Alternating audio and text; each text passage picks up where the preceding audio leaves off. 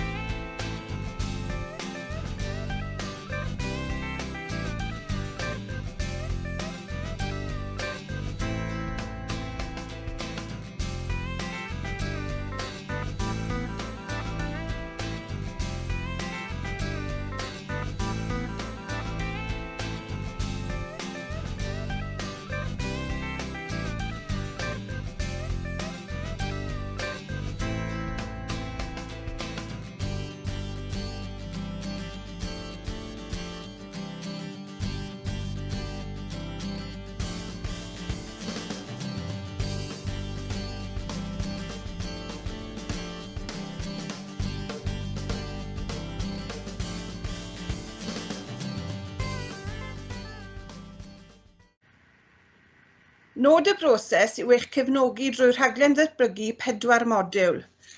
Yna'r disgwyliad yw eich bod yn mynd ymlaen am asesiad ar gyfer y statws.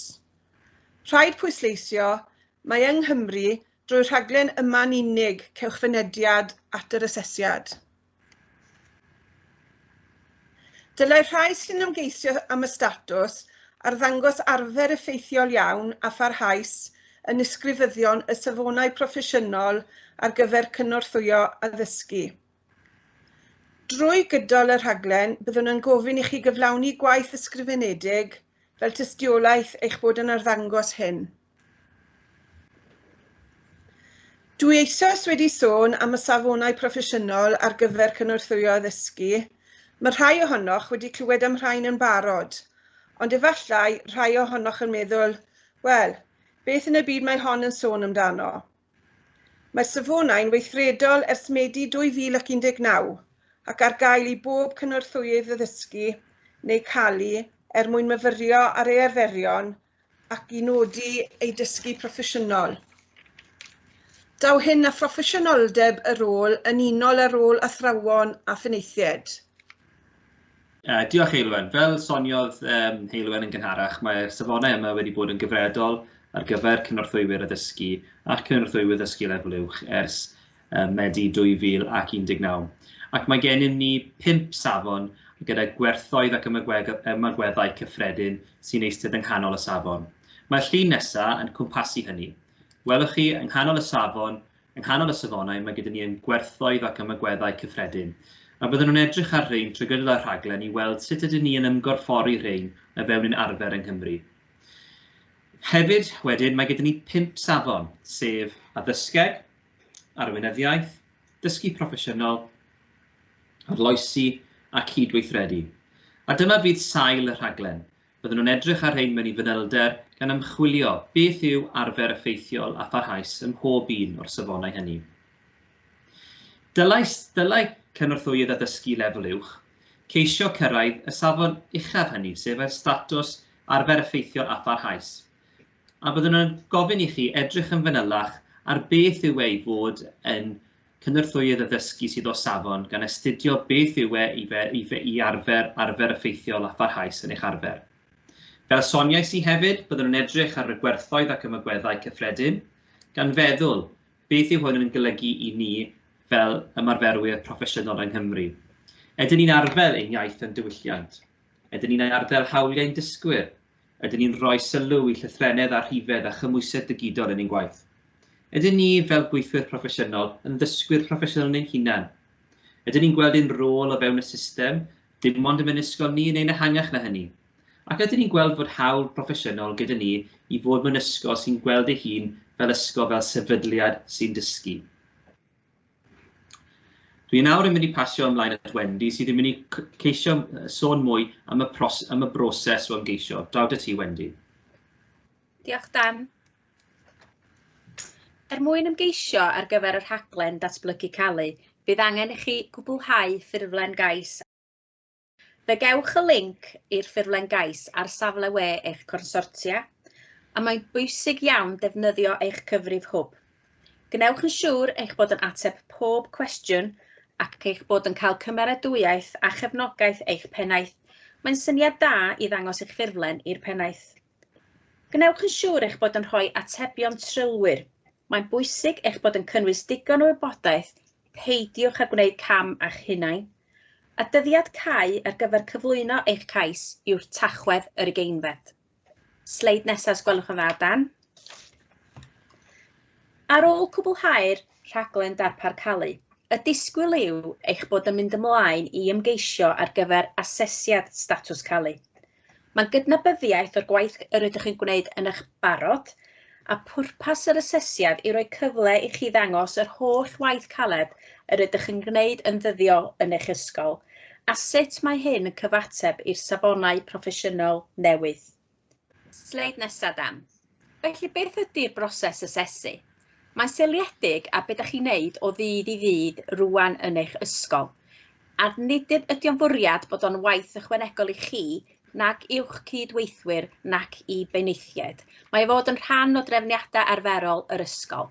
Ond, ar y llaw arall, bydd angen cefnogaeth lawn gen eich ysgol yn y broses.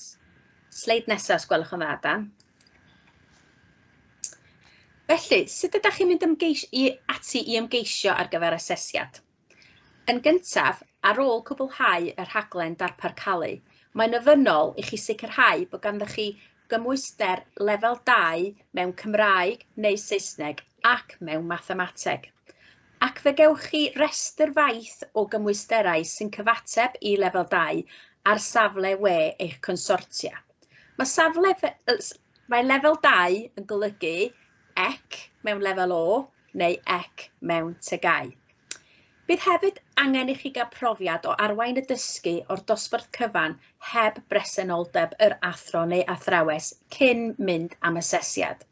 Fe gewch chi wneud cais ar gyfer y rhaglen Darpar CALU cyn cael eich cymwysterau a cyn cymryd cyfrifoldeb dosbarth, ond mae'n rhaid cymwysterau a'r profiad o arwain y dysgu heb bresenoldeb yr athro neu athrawes cyn mynd ymlaen ar gyfer asesiad.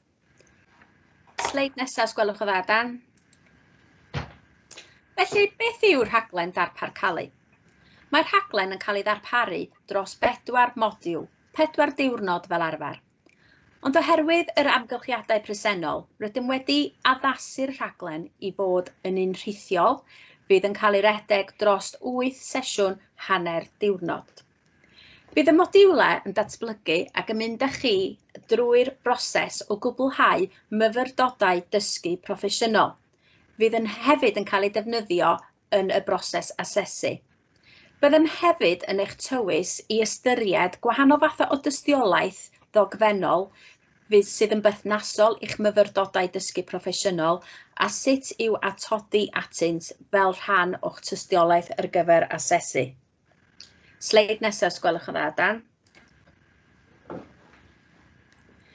Fel rhan o'r modiwlau datblygu, byddem yn dangos i chi sut i uwchlwytho a cadw eich tystiolaeth ar-lein ar eich pasbort dysgu proffesiynol, eich PDP, i gefnogi eich profiadau dysgu chi, a bydd angen i chi gwblhau rhwng 10 a 15 o'r myfyrdodau dysgu proffesiynol hyn cyn mynd ymlaen i gael eich asesu. Sleid nesaf, gwelwch yn dda, Dan. Fel rhan o'r asesu, bydd ymweliad ysgol yn cael ei cynnal. Ac yn ystod yr ymweliad ysgol, bydd aseswr yn ymweld â chi ac yn cael sgwrs efo chi fel ymgeisydd, yn cael sgwrs hefo athro neu athrawes dosbarth ac yna'n cael sgwrs hefo eich pennaeth mwyn casglu tystiolaeth tuag at y broses. Mae hyn yn gyfle iddynt holi unrhyw gwestiynau sydd ganddynt ar ôl iddynt astudio eich myfyrdodau dysgu proffesiynol.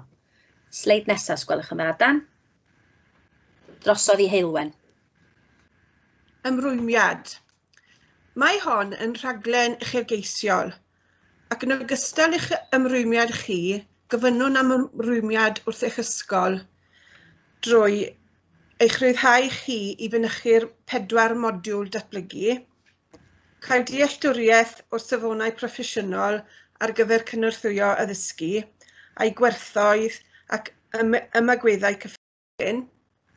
Sleid nesaf, gwelwch yn dda. Mae hefyd gofyn i'ch ysgol eich cefnogi chi i gwblhau'r myfyrdodau dysgu proffesiynol ar-lein. Rhannwch nhw gyda'ch mentor neu athro dosbarth. Bydd angen y gwybodaeth arnyn nhw erbyn y cyfarfod asesu.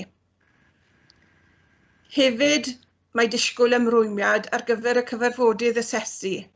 Fe fydd angen gofod tawel cyfrinachol mwyn cynnal y cyfarfodydd. Sleid nesaf. Beth nesaf? Cwblhewch y ffurflen gais ar-lein. Mae'r dolen yn dilyn neu holwch eich cydlynydd rhanbarthol. Cyfarwyddwch ar safonau proffesiynol cyn modiwl 1. Gwiriwch y gofynion ar gyfer llythrennedd a rhifedd. Nodwch y dyddiad cau, Tachwedd yr 20 2020. Dyma'r ddolen i ymgeisio, a dyma'r manylion cyswllt ar gyfer eich rhanbarth. Diolch am wrando, cofiwch ein bod ar gael i chi ateb cwestiynau unrhyw bryd. Diolch yn fawr i chi am wrando. Wel, diolch am eich cyngor amser bore yma. Nawr, dyn ni'n mynd i edrych ar chydig o cwestiynau cyffredin yn ni'n meddwl byddwch chi angen. Gallwch, mae modd i chi weithio at hyn yn ystod y rhaglen, ond bydd rhaid bod chi wedi cael ennill y cymhwyster cyn mynd ymlaen i cael eich asesu am y statws. Oes, doedd dim angen poeni o gwbl, mi fydd sesiwn technegol yn cael ei ddarparu cyn i'r rhaglen Darpar CALU ddechrau ar-lein. Wel, mae'r ffurflen gais yn un holl bwysig achos mae'r llefydd sydd ar y cwrs yn cyfyngedig, felly bydd pawb sydd yn ymgeisio ddim o bosib yn cael lle ar y rhaglen. Mae yna 3 cwestiwn penodol sydd yn lle galluogi ni didoli pwy sydd yn cael lle.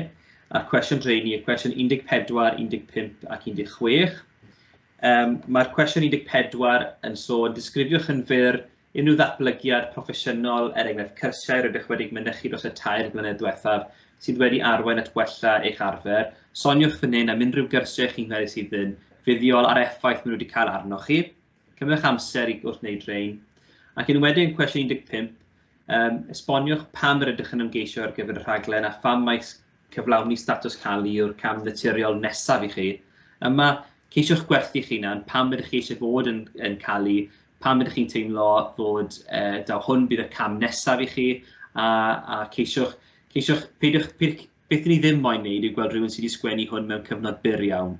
Cymwch amser i sgwennu hyn, a byddwn ni'n wedyn yn gallu gobeithio edrych ar yr atebion cryfaf i roi nhw ar y rhaglen. Unrhyw beth hoffech chi ychwanegu at hynny, Wendy neu Heilwen? So ni jyst yn ategu be wyt ti wedi dweud, Dan, bod yn bwysig bod chi yn rhoi atebion trylwyr, a bod chi ddim yn gwneud cam eich hunain. Mae'n bwysig bod chi'n rhoi be da chi'n gwneud i gyd i lawr ar y ffurflen. Na i rhoi ein manylion cyswllt ni ar y sgrin cyn i orffen, ond hoffwn i ddweud diolch yn gyntaf i Heilwen am y sesiwn a diolch i Wendy, a gobeithio newch chi ymgeisio ar gyfer y rhaglen Darpar CALU, ond ni weld chi'n fuan ar y rhaglen. Hwyl fawr am y tro. Hwyl fawr. Hwyl.